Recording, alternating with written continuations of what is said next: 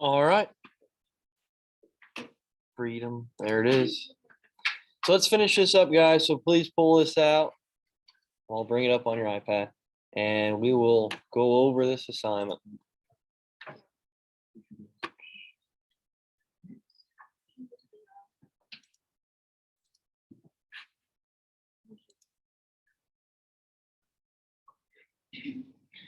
Okay, so where did we leave off? Where did we leave off? I think we stopped at bare arms, right? Oh, we did search and seizures. Okay. It's one time when I was student teaching. Bare arms. You get it? No? Okay. All right. When I was student teaching, there was a kid, we were going over the amendments, and there's a kid that created a cartoon, a poster of right to bear arms, but he actually drew like bear arms. It was funny. It was around number 2. Like, oh, that's cool. Anyway, search and seizure. What do we got? What do we got? How can the government limit this here? Madam, what do you have? Nothing. You didn't do it. Jeez. Huh? You didn't finish it? I know. Won't finish going over it. Yeah, yesterday you did all the time. I didn't? Well, I gave like 12 minutes. No, you gave like 5. Yeah. Well, 5 that you were here for, since you always leave and come back. Oh, yeah, you did. Yeah, you did. Oh, yeah, you did. Yeah, you did. Yeah, you did. All right, Taylor, what do you have? What do you have? You had your hand up, right? Oh, well, I didn't think we're doing fair on. Well, no, I kind of like missed it because everyone was talking. Search and seizure. Oh, okay. Like without a warrant. Okay. All right. Okay. So how can the government limit or take away that right? Well, maybe if there's just cause, right? Maybe there's just cause to try to search maybe a car or a home. And yeah, good job. Good job. So again, like if you get pulled over, if you're flying around in a car, and obviously if the police are cracking on you, or that maybe they smell something on your breath, then they have just cause to search your car. And maybe this illegal search and seizure does not apply because you're a danger on the road, right? So if you present yourself as a danger, or maybe there is a hazard, yeah, obviously this could cause the police to maybe search your car, search your home. Does that make sense? Okay, Brock, do you have anything else for this?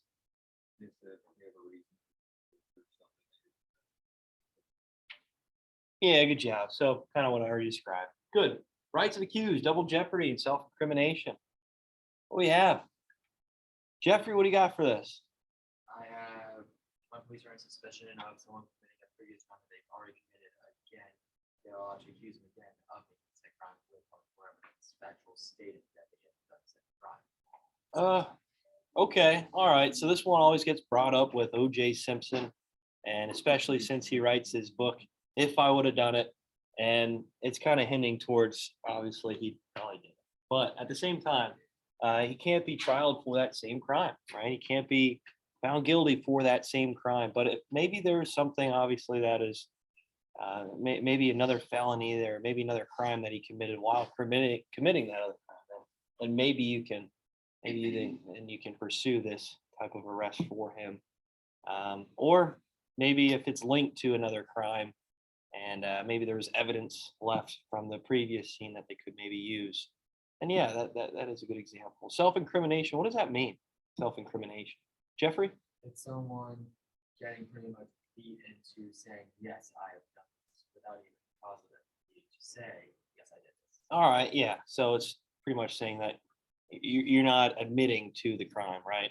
That you're not saying it, and it's to the point where this is a way to protect yourself. But in many hard cases, especially with severe crimes, okay, there might be forms of interrogation, right? The good cop, bad cop. You guys ever hear that? Yeah, oh, bad cop. I get in your face and ask you all these questions and almost scare you into admitting to the crime.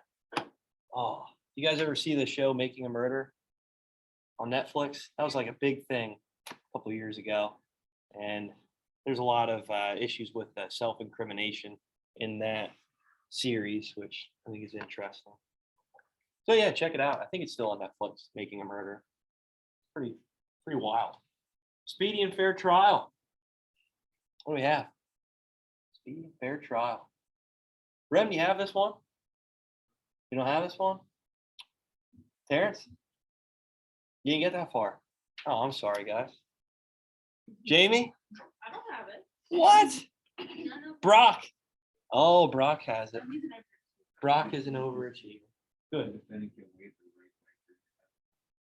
Yeah, good job. Good job. All right. Maybe obviously if it's waiting for more evidence, maybe if there's obviously you want to wait for more evidence to come out about your trial and help you out to better with your cause. And the reason why we have a speedy trial, just because maybe information might be forgotten over some time. And it's important to have the trial right away so that there's no details that maybe have been forgotten about. All right, good work, good work. Bail, no excessive bail. Uh-oh, what do we have here? Jeffrey? You're taken away if government decides this person is too much of a criminal, but also yet still rich, they can set an excessive bail or unusual punishment, so the person cannot get out of the punishment for their crimes just because they have law. Yeah, good job. Maybe because that crime they committed was so severe, maybe this person, if he is set on bail, he might commit another crime depending on his actions or his criminal record. Then they could maybe set that bail up a little bit higher, so it's a little harder for him to get out. Yeah, good work, good work. All right, punishment. No cruel and unusual punishments. Last one here. So I'm guessing Brock and Jeff are the only ones that got here, right? Maybe. All right, Brock, what do you have? Feeling like a mass amount of people could have a receiving death penalty. Yeah, good job. Depending on the crime, right? It could lead to a more severe penalty for these types of punishments, right? These types of crimes. Good. Jeffrey, you have something different? Or you're along the same lines? I feel like I'm guys first set a higher bail with it. Wait, for the last one? For unusual punishments, if punishments are really high bail, or they could see the property. Okay, all right. Good work, good work. Anyway, I think it's important to talk about some of these rights. Obviously, these are your First Amendment right. Well, most of them are your First Amendment, freedom of speech, right? Obviously, and down to religion, assembly. But again, Bill of Rights. It's important to know. You know them obviously with the amendment quiz. You should know them. And with some of these, obviously, it could be limited by the government depending on the situation, depending on the environment, depending on what event is occurring around the world or in the country at the time. And in certain cases, these rights could be limited. And we'll talk about certain court case today with, especially in school, during the time of the Vietnam War era, which I think is important to mention with symbolic speech. So, bell ringer for today. I don't think I had one for you yesterday, did I? I don't think so. So this is gonna be your first one, right? Hopefully we get two more and get three of them at the end of the week. So in your opinion, do you think rights should be limited? Do you think your rights should be limited, your freedom?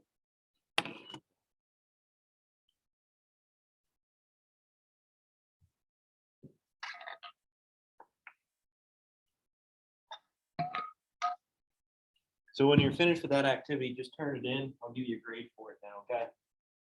Turn it in on Canvas.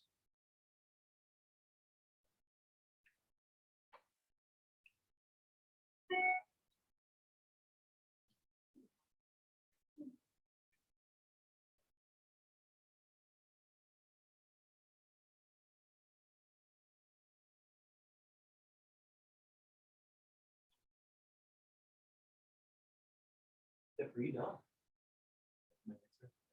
Wow.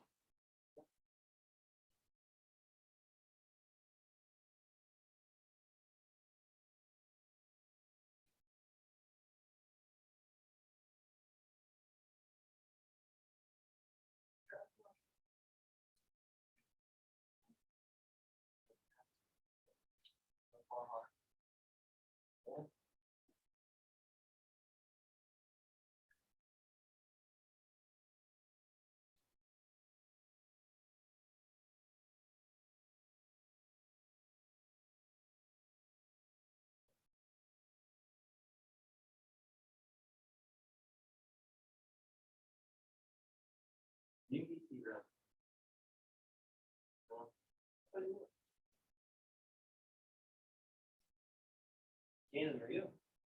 How's that going out there? Yeah? Good. When do you think it'll be finished? You don't know? Maybe before Christmas break? I doubt it. Really?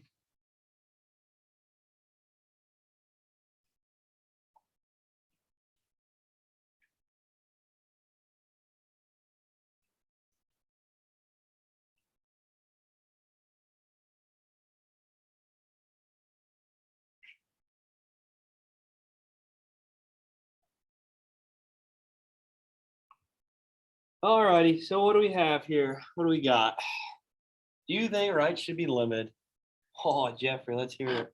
I don't think rights should be limited. Okay. It's in the Constitution for a reason, and it's the main core of why the United States is founded, because certain rights are given to the people just based off the fact that they are basic things that it deserves. All right. Good. So you're saying you're more of like a constitutionalist, right?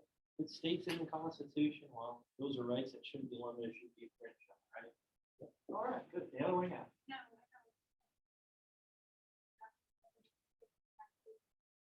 They were granted, they shouldn't be written down one way and then another kind of change.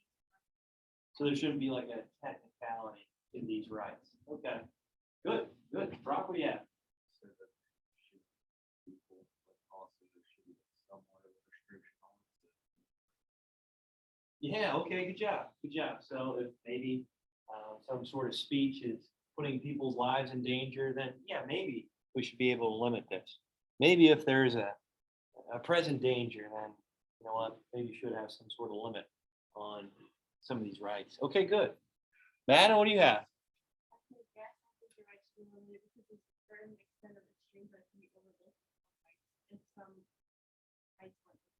Yeah, okay, good job. So they might abuse their freedoms or their rights. Okay. And to a point where it comes to the extreme, either one side of the political argument or maybe to an extreme extent. Okay, good. Good job. Terrence, what do you think? So no, I don't think the rights should be limited. 'Cause they put them in the Constitution for a reason, and it shouldn't be taken away from people because it's like their main rights. Yeah, good. Yeah, a lot of people move to the United States, immigrate in the United States just because of these rights and how these freedoms are granted to all citizens, all people. And you really can't find that anywhere else around the world. Good. All right. Any questions on that, guys? So again, just opinionated, what we think. And a lot of you brought up the Constitution, which I'm glad you did. And because how this was granted by the founding fathers thought it was important that these rights, these freedoms were above the government, that they can't be limited by the government. And it just goes to show the freedoms we have here in the U.S. And that's good. That's a good point. And at the same time, though, what Brock said and what Matt said, I think it's important to note, well, maybe some rights, if it's causing a danger or hazard or a threat to someone else, maybe in some cases it could be limited. You're not wrong. Again, just opinionated. I'd like to see what you wanted to say. Okay, terms for today. Here we are. We got, I don't know how far we'll get, but I'm just going to put these up here for now. We got human rights, pure speech, symbolic speech, defamatory speech, slander, and libel. Again, I don't know how far we'll get with this today. I definitely want to talk about an important court case with symbolic speech. And I mean, if we get that far, we get that far. That's fine.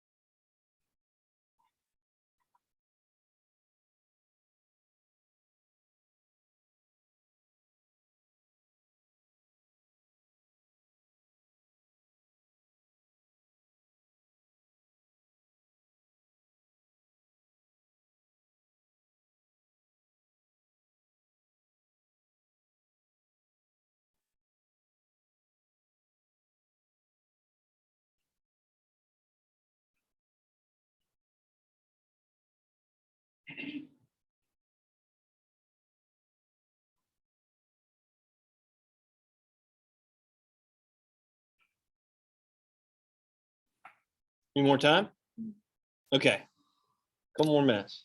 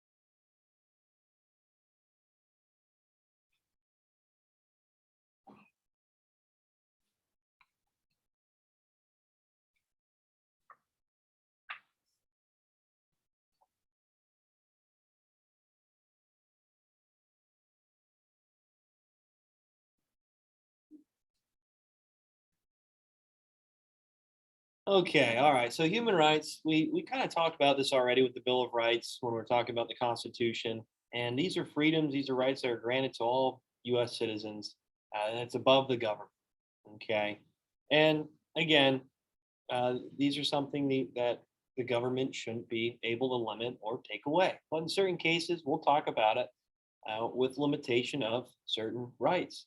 And maybe because of a certain event that's going on. Maybe it's because there's a danger to someone or a group of people in a certain matter.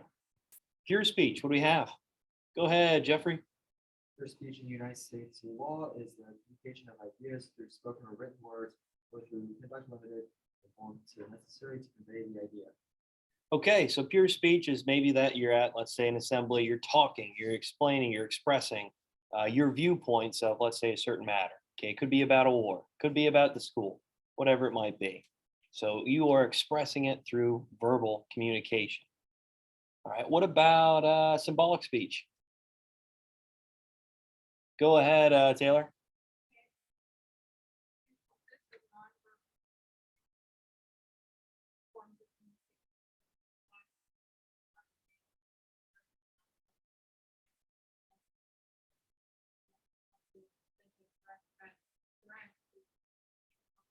Okay, yeah. So pure speech again could be written down on social media, could be expressed, like I said, in an assembly or a group meeting, whatever it might be. Symbolic speech is how you're pretty much stating your viewpoint or opinion about a certain matter by maybe not expressing it verbally or typing it out or writing it out, but maybe displaying it in a certain manner. Okay, it might be, let's say, an article of clothing. Okay, in this case, we'll talk about Tinker versus Des Moines. It's an armband of your viewpoint about a certain conflict or an event or political matter. Or in extreme cases, you might be burning the flag, right? You might be destroying a piece of, let's say, a draft card, which in the Vietnam War that happened often. The symbolic speech is your expression, not stated, not written down, but through a different meaning, through a different way. Okay, again, article of clothing is a good example. Burning a flag, burning a card, or displaying any type of any type of opinion in other ways than actual spoken or written down words. All right, defamatory speech. What do we have? What do we got here? Jamie, what do you have for defamatory speech? Um, it's more of an impact. The fact that Yeah, good job. So you're defaming someone's character, meaning that you're trying to kind of tear down what they're all about, right? Maybe falsely accusing someone of a certain narrative, maybe something of a title, right? And ways you're attacking this person, and maybe not true matters. Maybe it's false, okay? But again, attacking someone maybe through written language, maybe spoken language, and again targeting their name and kind of tarnishing their reputation. Does that make sense, guys? Okay. And there's many cases of defamatory speech in the media. You constantly see it, especially with politics, right? If you go on the news, I'm sure you'll see that at really at any point. And anymore, there's a lot of conversation of where news outlets should go. Should they maybe hold off on a lot of these forms of defamatory speech, especially if it's really harming someone's good nature, good character, and their title? Okay, and especially if a lot of this information isn't true. So again, not one side, it's both sides of the political argument, and you'll see it on any news station, really. Slander, what do we have? Slander. Terrence, what do you have? The action or crime of making a false spoken statement damaging to a person's reputation. Yeah, good job. So this is a part of defamatory speech, but this is spoken language. That is trying to target someone, again, trying to defame them. So spoken language. Libel, what do we have for libel? Madden? Yeah, good job. So again, a form of defamatory speech, but this is written language. Okay, this is written down, let's say, on social media, in a newspaper, magazines, whatever it might be. But again, you're defaming someone's character. You're talking badly about their title or their name. Good, good, good, good. So again, this is kind of going along the lines of how freedom of speech and certain rights could be limited, especially if you're talking badly about someone with not proper evidence, not true facts. All right, so we've already talked about the First Amendment. Okay, we're going to get involved with this, obviously, and talk about certain cases with regulating freedom of speech, maybe assembly, maybe expression, and how there's many famous court cases talking about certain instances where people's freedoms might be limited, okay, where it might be actually a debate, a discussion. And for many of these court cases, you can agree to both sides. It's like, oh, I get it, I understand it. Well, I understand why it maybe went to the national level and it was this topic of debate and discussion, because there's many arguments you can have for or against these forms of maybe regulations of their freedoms. Okay, so again, pure speech is a verbal expression of thought and opinion before an audience that has chosen to listen. So this might be, let's say, a political rally, right? This might be a school event, maybe, right? This might be an event where maybe you're going to, maybe a form of entertainment. And pure speech is just how you express yourself, maybe at an event, okay? Verbal expression, like I mentioned, about a certain opinion. Symbolic speech, sometimes called expressive conduct, involves the use of actions, symbols, in addition, instead of words, express opinions. Right, Jeffrey? What do you do to your sister sometimes when you're that angry at someone and you don't want to say any curse words? You do what? You flip them off, don't you? I'm just kidding. There's a funny skit, Dane Cook does it. You guys know who Dane Cook is? He's a famous comedian back in the day. He goes, I wonder who ever came up with just throwing the middle finger up. It's like, I'm so mad, I'm so angry. And he throws it up. It's like, that's actually really funny. Like, where did this come from to insult someone with just the use of a finger? I just think it's hilarious. But again, symbolic speech is just, a way of expressing your opinion, not through spoken language, maybe not through written language, by expression, by symbols. So some examples, like you guys already stated. So burning of a flag, maybe draft cards, burning maybe a cross in someone's yard. And there's many examples of that through United States history with Jim Crow laws, through the civil rights movement, hate groups like the KKK, showing their symbolic form of speech and expression about certain matters. So ways that maybe this could be limited, obviously, if you're trying to harm someone, right, Rem? If you're trying to target someone or a group with this form of speech and expression, then maybe it should be limited. Maybe you've gone too far. And even some organizations like social media, especially if you're trying to really target someone or using harsh language, they could kick you off your platform, off their platform. Okay, Facebook jail, right? Oh, placed in Facebook jail because I was saying some things that were maybe untrue or maybe harmful to someone else. You hear about it often. Jeffrey, are you in Facebook jail? Yeah. Oh, no, no, hope not. Hope not. Too many things. Marvel fans. What's that? I spoiled too many things for Marvel fans. Oh, you're a spoiler. You're leaking spoilers. Okay. You got me. Yeah, yeah. So picketing. Okay, I didn't really express that one yet, but yeah, for many activist movements, okay, in the United States, maybe expressing an opinion about certain matters, definitely during that progressive era. Okay, that occurs, and if it gets too harmful, or if you maybe blocking traffic, causing an uproar, maybe to the point where you're harming someone, then yeah, it could be limited. Many cases when you're trying to form, let's say, a a symbolic expression of, let's say, a group's needs or wants, you have to first talk with the public official to maybe that they can square off a certain area of land or a certain area, what, let's say, in that community, so that you can express your opinions about a certain matter. You just can't go march down the streets and block traffic. That's just not the way to do it. Okay, last thing I want to talk about today, Tinker versus Des Moines, 1969. And this was a court case that really brought a lot of attention in the news media at the time. And really about the Vietnam War. Okay. And there's a huge divide in the United States about the Vietnam War. Why the United States should get involved. Okay. Maybe why it shouldn't get involved. And at this time in the 1960s, Vietnam was a really upcoming nation. They were just a new nation. They were once a colony of France. Does anybody know what that name was? Do you remember? We talked about it at the end of the year last year. French Indo. French Indochina. Oh, there you go. Good job. Good job. And there's a poll done actually of where this location was. And many Americans had no clue where the country of Vietnam was even located. It's like, I can't even pick it out on the map. Well, why are we fighting a war there then? Well, what was the reason why the United States was fighting this war in Vietnam? What was the reason?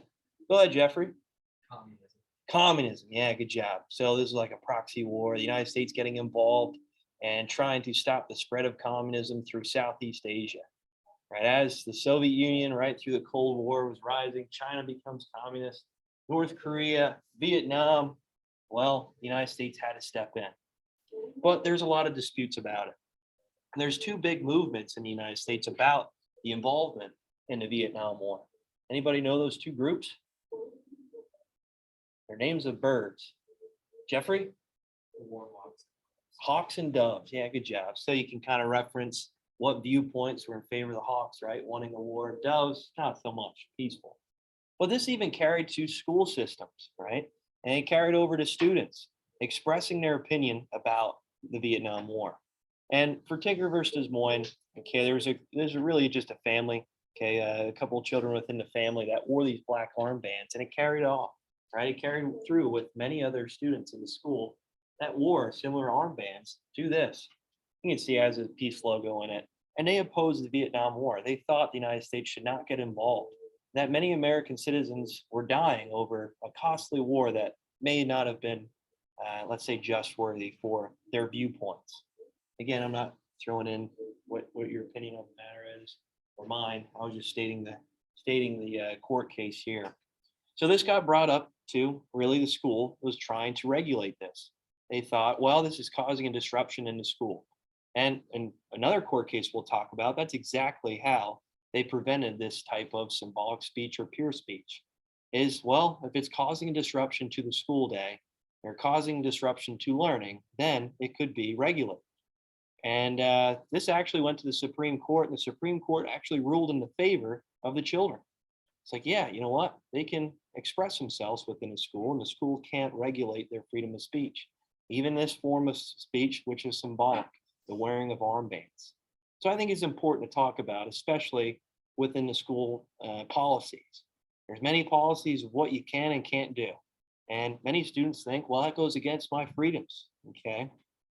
That's established at the government level and even above the government. And here we are in school, and maybe we're being limited of what we can say and express ourselves. But with Tinker versus Des Moines, the Supreme Court actually ruled in favor of the students, saying that they're allowed to wear these armbands.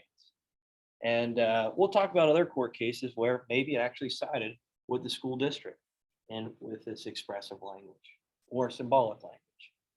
You guys good with that? Any questions on Tinker versus Des Moines? We good? All right.